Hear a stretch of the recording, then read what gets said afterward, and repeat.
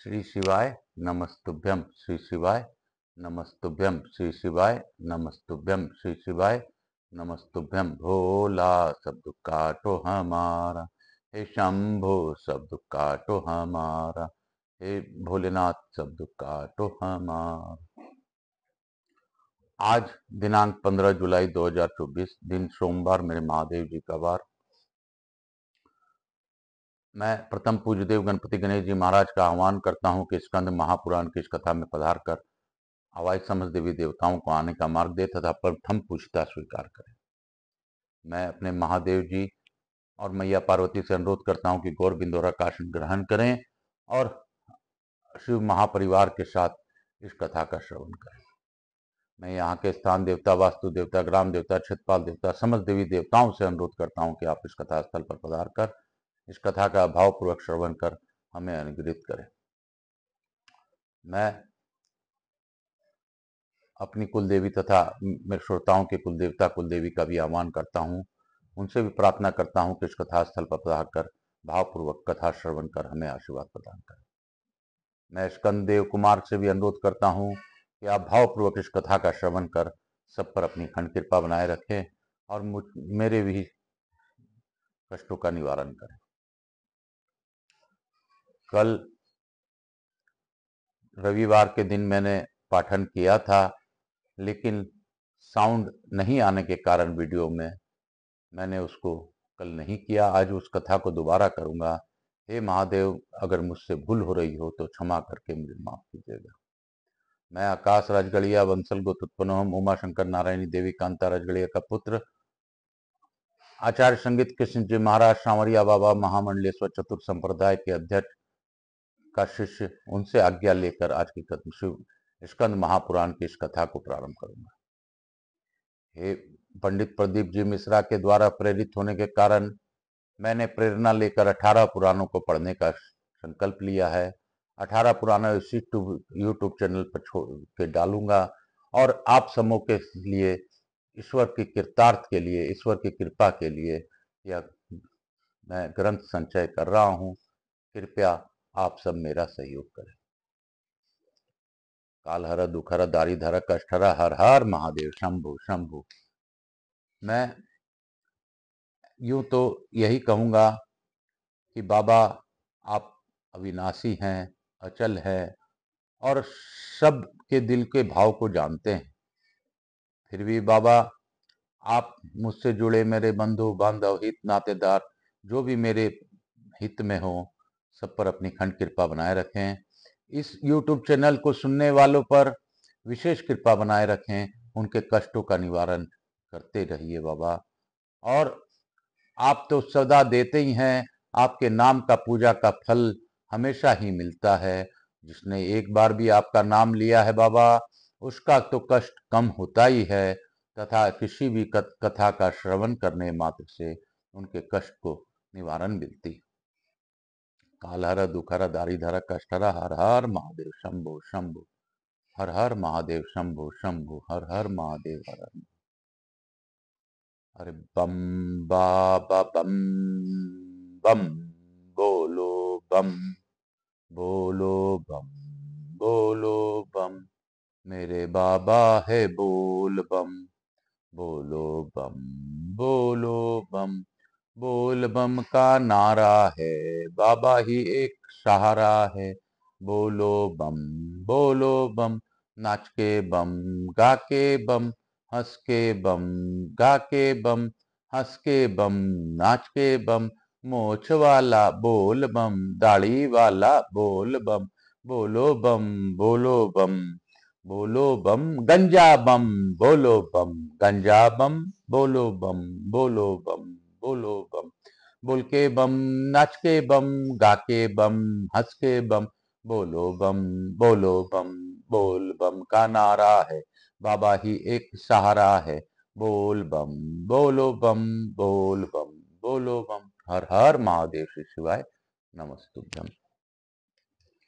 कल मैंने जो पाठ किया था उसको पुनः पढ़ूंगा, क्योंकि कल मैंने 2 अध्याय किया था, आज शायद एक ही अध्याय कर पाऊं, जैसी प्रभु इच्छा।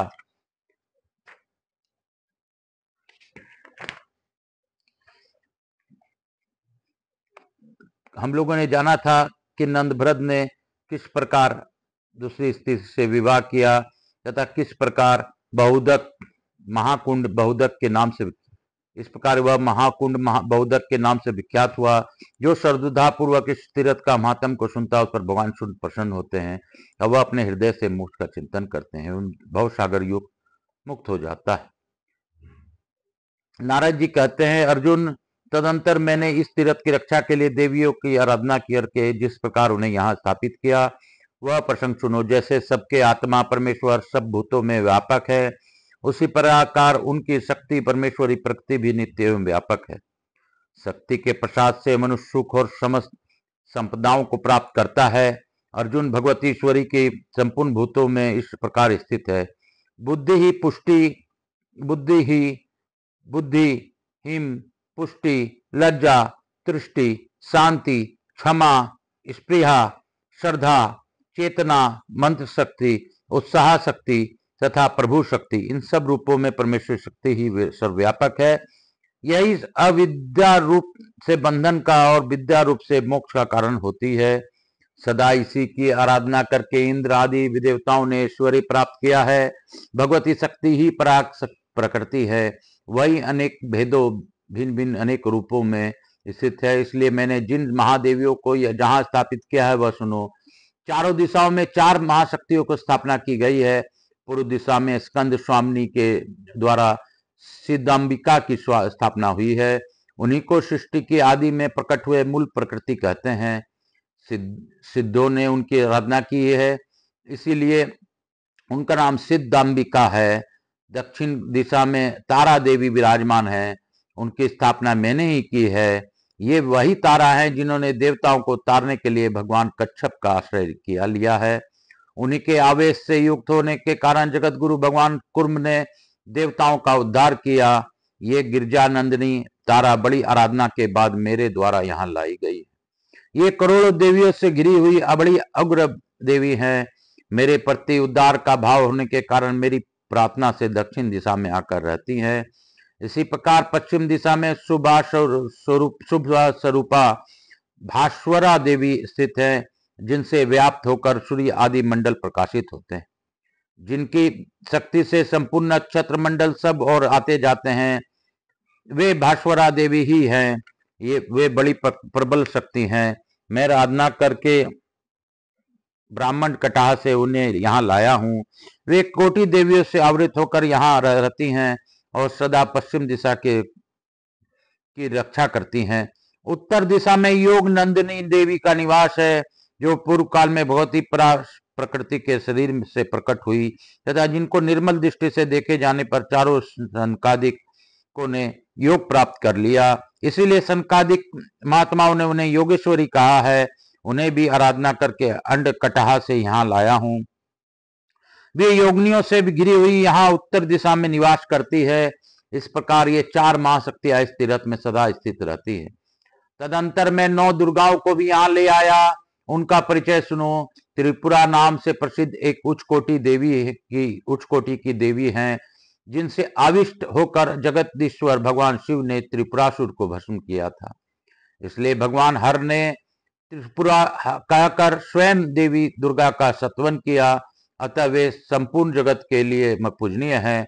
मैं उनकी आराधना करके उन्हें अमरेश पर्वत से यहाँ लाया हूँ। भक्तों को मनोवांछित कामनाएं पूर्ण करने वाली वे त्रिपुरा देवी भट्टादित्य के समीप विराजमान है। इनके सिवा दूसरा कोलंबा नामक की देवी है, जो सनातन महाशक्ति है। उनके आवेश से युक्त होकर वराह रूपधारी भगवान विष्णु ने इस पृथ्वी को जल से ऊपर उठाया था। इसलिए भगवान विष्णु ने कोलंबा नाम से उनकी स्तुति और पूजा की है।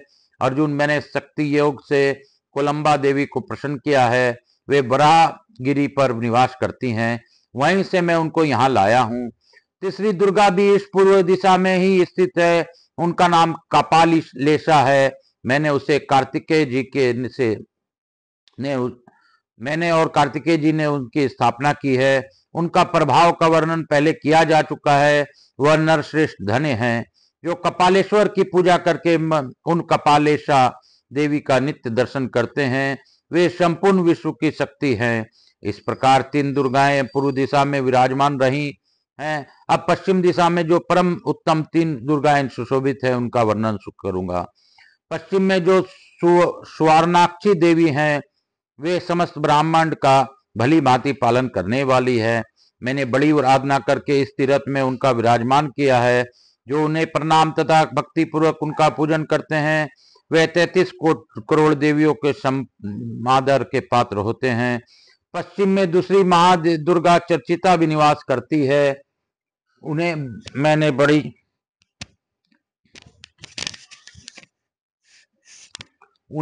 बड़ी भक्ति के साथ प्रार्थना करके रसातल से यहाँ बुलाया है।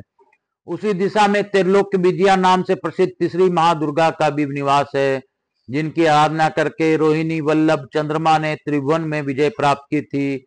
उनको मैं सोमलोक से लाया हूँ। वे पूजित होने पर सदा विजय देने वाली है। अब उत्तर दिशा में निवास करने वाली देवियों का परिचय सुनो। उत्तर में भी एक वीरा आदि 3 देवियां स्थित हैं।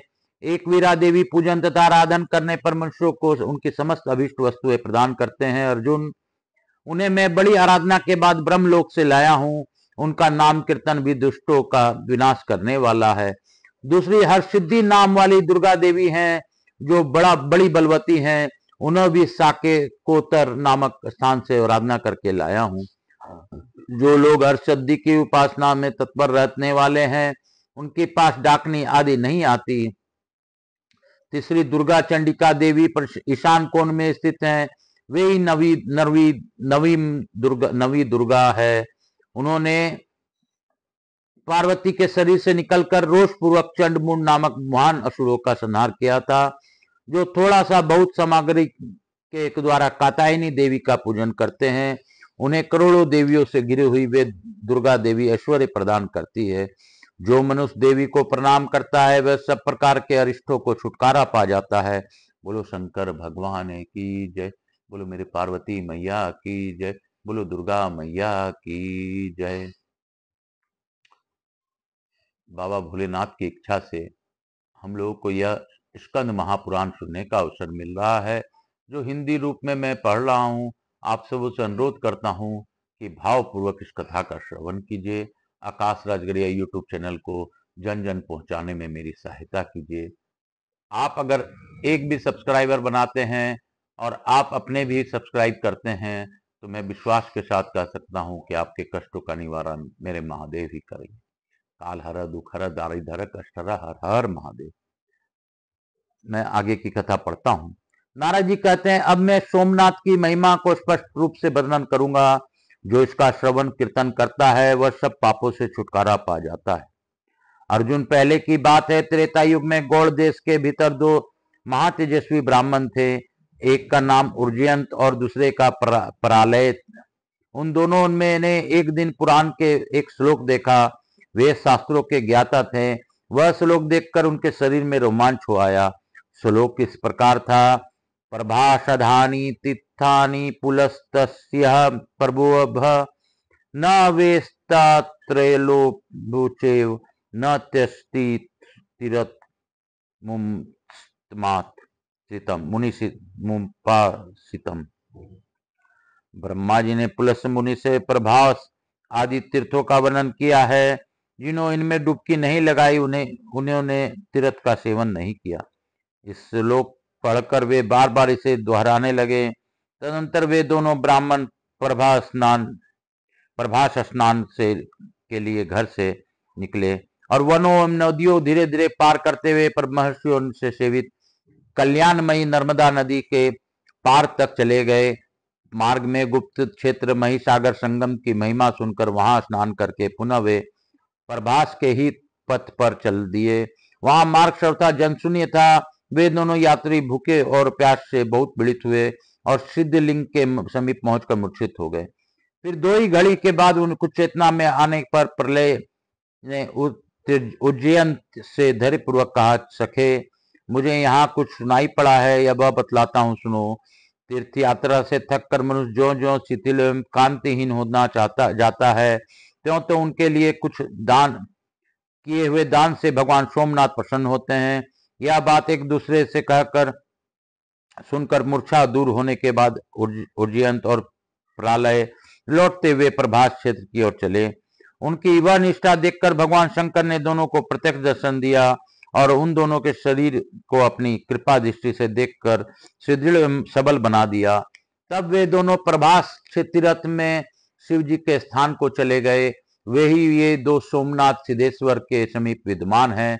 पश्चिम में उज्जयंत और पूर्व में प्रालेश्वर हैं, जो सोमकुंड के जल में तथा महिसागर संगम में धीरे से स्नान करके युगल सोमनाथ का दर्शन करता है, वह जन्म भर के पापों से छुटकारा छूट जाता है। ब्रह्मा जी ने यहाँ हाटकेश्वर नामक शिवलिंग की स्थापना करके एकाक्षित हो उसकी स्तुति की थी। अर्जुन उस स्थिति को सुनो। भगवान रुद्र सूर्य के समान अमित तेजस्वी आपको नमस्कार है। आप सबकी उत्पत्ति करने वाले, भव दुखों को दूर भगाने वाले रुद्र तथा जलमय रस हैं। आपको नमस्कार है। आप संहारकारी सर्व हैं। पृथ्वी आपका रूप है। आप नित्य सुंदर गंध धारण करने वाले हैं। आपको नमस्कार है। आप सबके ईश्वर तथा वायु रूप हैं। आपने ही कामदेव का नाश किया है। आपको नमस्कार है। आप पशुओं के अधिपति, पालक तथा अत्यंत तेजस्वी हैं। आपका स्वरूप भयंकर है। यह आकाश आप ही एक रूप में है। आप शब्दमात्र परमेश्वर को नमस्कार है। आप महादेव हैं। सोम चंद्रमा रूप अथवा उमा सहित हैं तथा अमृत स्वरूप है। आपको नमस्कार है। आप उग्र रूप, यजमान मूर्ति, कर्मयोगी हैं। आपको नमस्कार है। इस प्रकार दिव्य नामों से आप उच्चारित इस हाटकेश्वर स्तोत्र को जिसका निर्माण साक्षात ब्रह्मा जी ने किया है, जो पढ़ता और सुनता है वह भगवान शिव के सायुज को प्राप्त होता है, इसमें संदेह नहीं है। महिसागर संगम में इस प्रकार के बहुत से पवित्र तीर्थ हैं जिनका मैंने संक्षेप में वर्णन किया है। अर्जुन बोले, मुने आपके द्वारा स्थापित महिसागर संगम स्थान में जो जो प्रधान तीर्थ हैं उनका मुझसे वर्णन कीजिए। नारद जी ने कहा, अर्जुन, महिसागर में जो जो बहुत तीर्थ हैं उन्हें बतलाता हूँ, जो जो मुख्य तीर्थ हैं उन्हें बतलाता हूँ। इस तीर्थ में जयादित्य नाम से प्रसिद्ध भगवान सूर्य विराजमान हैं। उनके प्रादुर्भाव की कथा सुनो। मैं इस महिसागर संगम स्थान में की स्थापना करके कुछ काल के अनंत कर भगवान सूर्य का दर्शन करने के लिए उनके लोक में गया। वहां प्रणाम करके आसन पर बैठकर जाने के बाद सूर्यदेव ने अर्घ्य से मेरी पूजन किया और हंसकर मधुर वाणी में कहा, विप्रवर, आप कहाँ से आए हैं और कहाँ जाएंगे? मैंने उत्तर दिया, प्रभु, मैं भारतवर्ष के महीनगर से आपका दर्शन करने के लिए आया हूँ।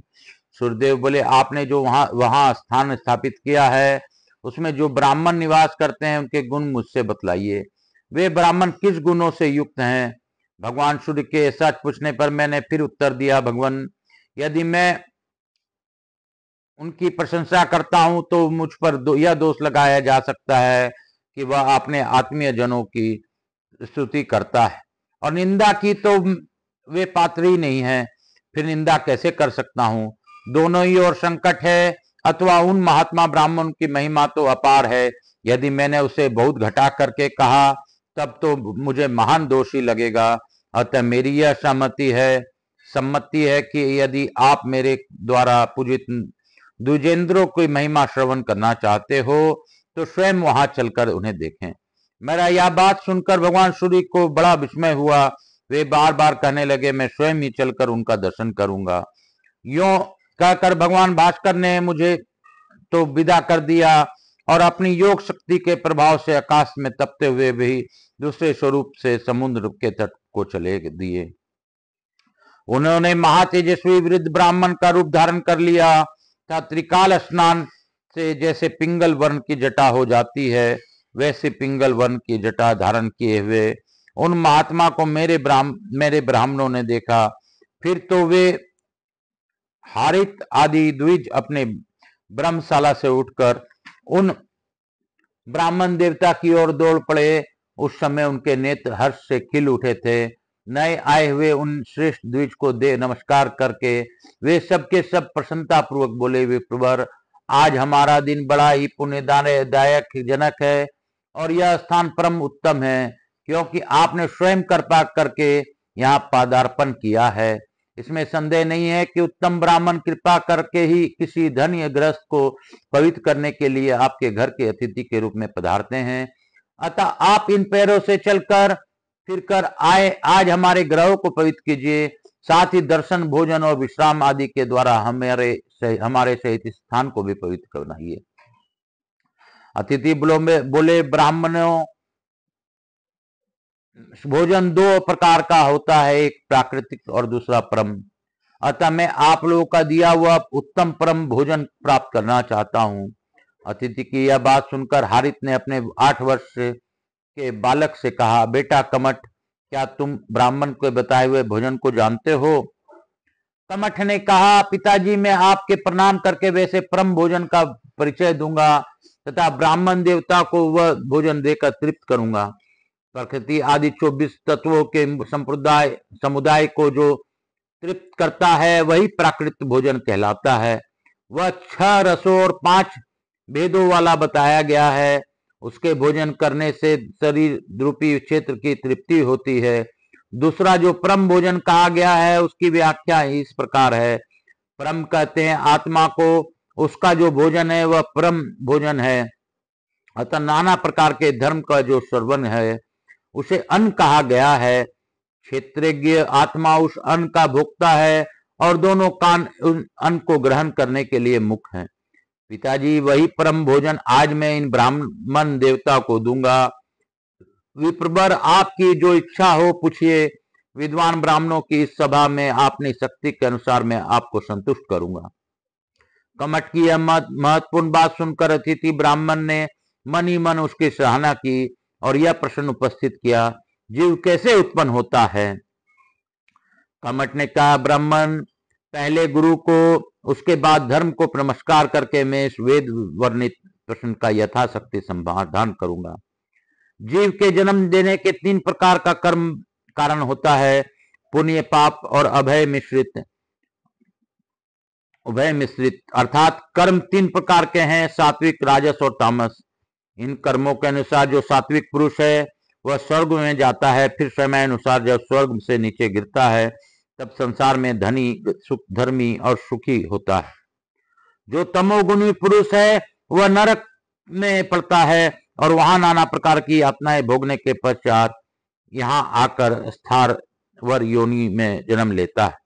तदंतर दीर्घ काल तक इस योनि में रहते हुए महात्मा पुरुषों के दर्शन, स्पर्श, उपभोग और समीप बैठने आदि के स्थावर स्थित शरीर से मुक्त होकर वह मनुष्य होता है। मनुष्य होने पर भी वह दुखी, दरिद्रता आदि के गिरा हुआ तथा विकलेंद्रिय, अंधा, बहरा, काना, कुबड़ा, लुंगड़ा, लूला आदि होता है। यह सब लोगों के प्रत्यक्ष है। यह सब पाप का ही लक्षण है। जो पाप और पुण्य दोनों से मिश्रित कर्म वाले पुरुष हैं वह पशु, पंछी आदि की योनि में प्राप्त होते हैं। तत्पश्चात वह इस संसार में मनुष्य होता है जिसका पुण्य अधिक और पाप थोड़ा होता है। वह पहले दुखी होकर पीछे सुखी होता है। जिसका पाप बहुत अधिक और पुण्य बहुत कम हो वह पहले सुखी और पीछे दुखी होता है। यह मिश्रित कर्म का लक्षण है। इनमें से पहले मनुष्य की उत्पत्ति का प्रसंग सुनिए। पुरुष और स्त्री के वीर्य तथा रज का संगम होने पर सूक्ष्म ज्ञानेन्द्रिय, मन, बुद्धि तथा शुभाशुभ कर्म संस्कार के साथ जीव गर्भ में प्रवेश करके रजोवीर्यमय कलल में स्थित होता है। उस समय वह मूर्छित अवस्था में रहकर 1 मास तक कलल में ही पड़ा रहता है। दूसरा महीना आने पर वह कलल आकार जीव धनी भाव को प्राप्त हो जाता है। तीसरे महीने में उसका अवयवों का निर्माण होने लगता है। इसी प्रकार होते हुए 7वें महीने में वह माता के खाए हुए पिए हुए अन्न और जल का सार अंश ग्रहण करने लगता है। 8वें और 9वें महीने में उस बालक को गर्भ में बड़ा उद्वेग प्राप्त होता है। उसके सब अंग झिल्ली से लपेटे हुए होते हैं। हाथों की उंगलियां मुख से बंधी होती है। यदि गर्भ का बालक अधिकतर उदर के मध्यम भाग में रहता है तब वह नपुंसक है। यदि वह वाम अंग में ठहरता है तो कन्या है और यदि दक्षिण भाग में रहा करता है तो पुरुष है। इस प्रकार वह उदर के किसी एक भाग में स्थित होता है। जिन योनियों में वह जन्म लेता है उनका ज्ञान उस समय उसे होता है। इतना ही नहीं, उसे पहले के अनेक जन्मों का बातों का भी स्मरण हो जाता है। वह गाढ़ अंधकार में अदृश्य होकर पड़ा रहता है। वहां की दुर्गंध से वह अत्यंत मोह को प्राप्त होता है। यदि माता ठंडा जल पीती है तो उसे सर्दी मालूम होती है, यदि गर्म जल पीती है तो उसे गर्मी का अनुभव होता है। माता के मैथुन या परिश्रम करने पर उसके क्लेश होता है। यदि माता का कोई रोग है तो उसको गर्भ में बालक को भी पीड़ा होती है। इसके सिवा इस बालक को स्वयं भी ऐसा रोग होते हैं जिन्हें माता पिता नहीं देख पाते। अधिक सुकुमारता होने पर वे रोग गर्भस्थ शिशु के अंगों से में तीव्र वेदना उत्पन्न करते हैं। उस अवस्था में थोड़े से ही समय को भी वह 100 वर्षों के समान दुस्सह मानता है। अपने प्राचीन कर्मों से भी गर्भ के बालक को बड़ा संताप होता है। वहां वह बार बार पुण्य करने के मंसूबे बांधता है। यदि मैं मनुष्य शरीर में जन्म और जीवन पा जाऊं तो ऐसा कार्य करूंगा जिससे निश्चय ही मेरा मोक्ष हो जाए।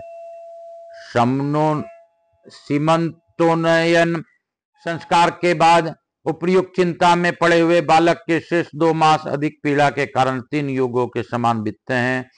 तत्पश्चात जन्म का समय आने पर प्रसूति वायु से प्रेषित होकर नीचे मुख वाला वह बालक बड़ी पीड़ा का अनुभव करता है तथा योनि के संकीर्ण द्वार से कष्टपूर्वक निकलने लगता है।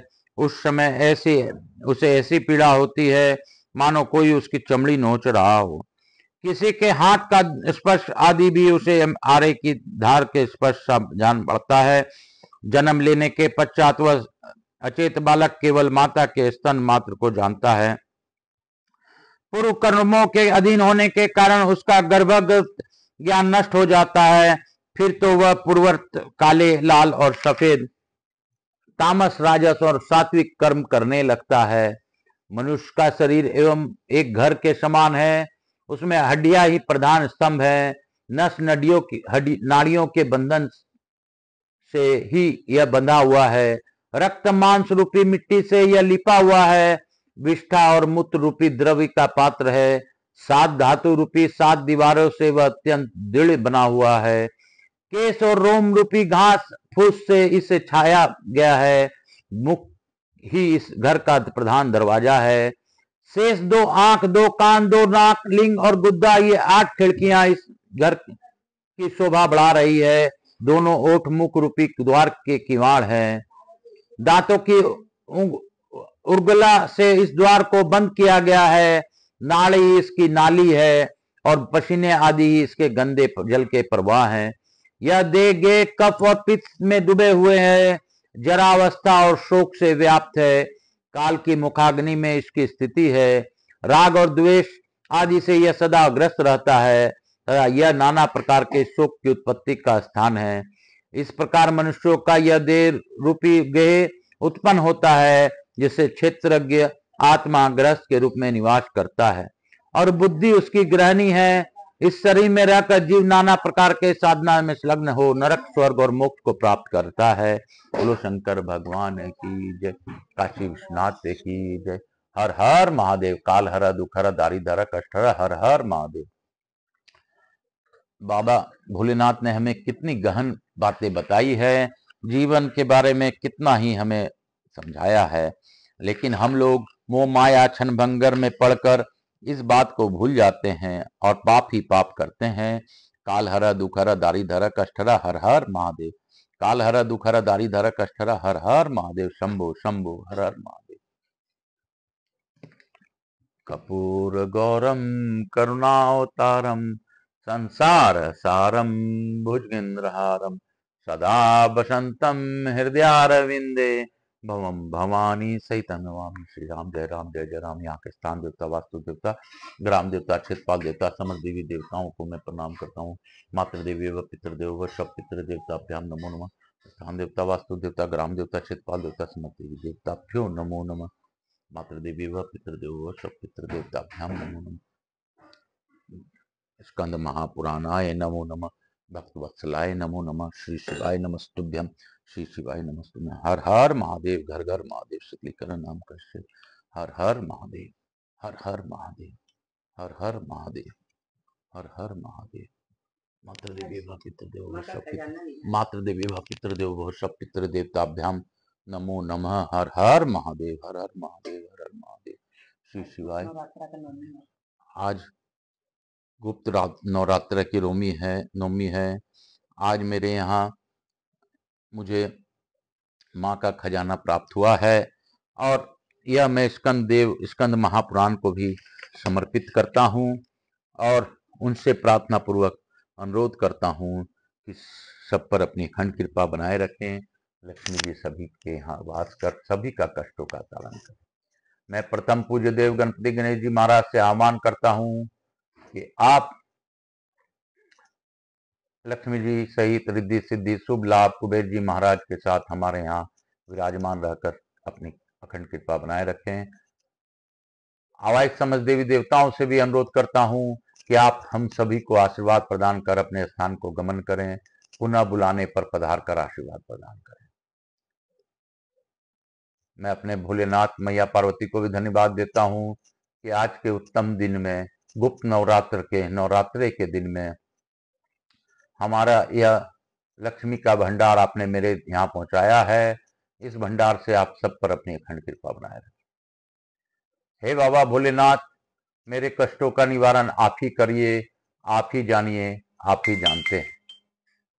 हे हरे, हे हर, आज हरिहर का भी उल्टा रथ है मौसी बाड़ी से। आज श्री मंदिर भगवान जगन्नाथ आएंगे और उल्टे रथ से वापिस वह श्री मंदिर में ही अपने आपको दर्शन देने के लिए विराजमान होंगे।